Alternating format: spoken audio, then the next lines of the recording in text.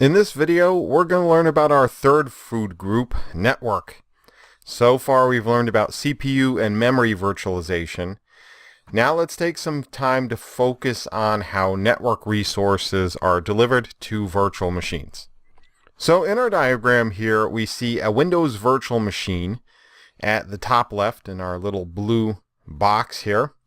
And the Windows VM is running on a host, on some sort of hypervisor. And the Windows virtual machine has what we call a virtual NIC or VNIC. Now here's the thing. Windows doesn't know that it's running within a virtual machine. So Windows expects to see all of the same sorts of hardware that it would see if it was running on a physical server. Right? Windows is going to need to see CPU and memory, and we've already kind of covered how those are delivered. But when it comes to network virtualization, we need to provide our virtual machine a virtual network interface card. And so what Windows is actually going to see is drivers. Right? It's going to see drivers for a NIC, for a network interface card. Windows is going to have no idea, as the guest operating system, that is not actually really a physical NIC. It's a virtual NIC. It's fake hardware presented to our virtual machine as if it was real.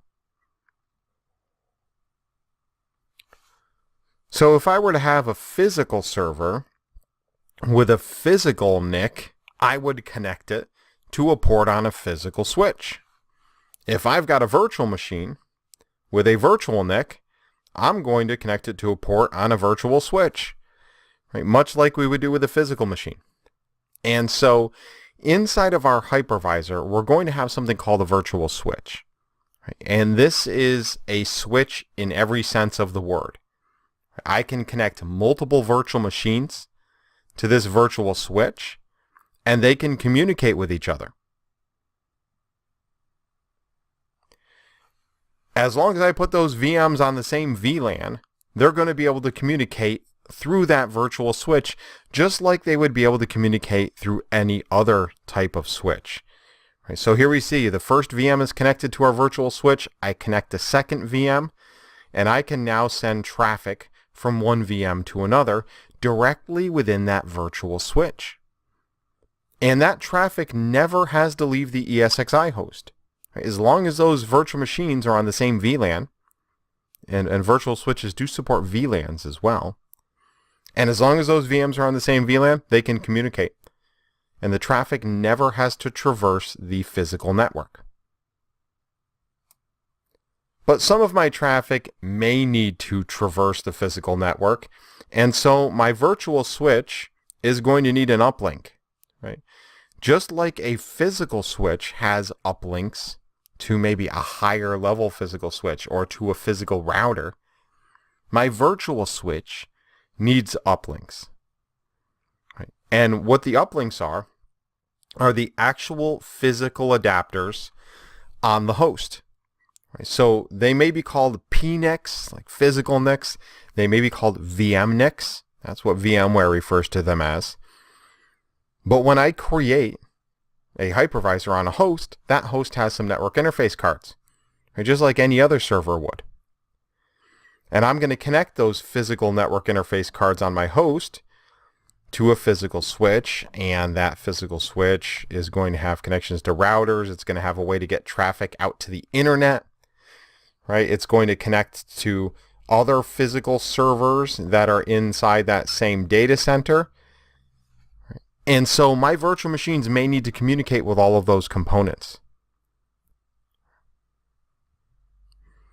And if their traffic needs to actually leave the host to talk to something that's outside the host, or to hit a router to get to another VLAN or another network, that traffic is going to flow out of my VM, through the virtual switch, out one of the virtual switch's uplinks, towards the physical network. And when that traffic arrives at the physical switch, and I know it's labeled packet here, but it's really an Ethernet frame. When that Ethernet frame arrives at the physical switch will do a MAC table lookup. It'll pump it out the appropriate port towards the appropriate destination where that packet needs to go. Or maybe it's headed to the internet, maybe it's headed to a physical host on my own local network, who knows? But now I've established the ability for all of my virtual machines to communicate with all of the devices on my physical network. And that's what a virtual switch does. And really the first element of this whole equation is to basically trick the guest operating system into thinking, yep, you've got a network interface card, right? So we'll supply drivers to Windows, and it'll think it has an actual hardware device.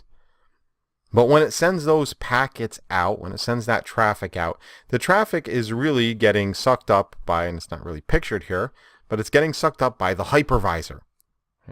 And the hypervisor is pointing it towards the appropriate virtual switch.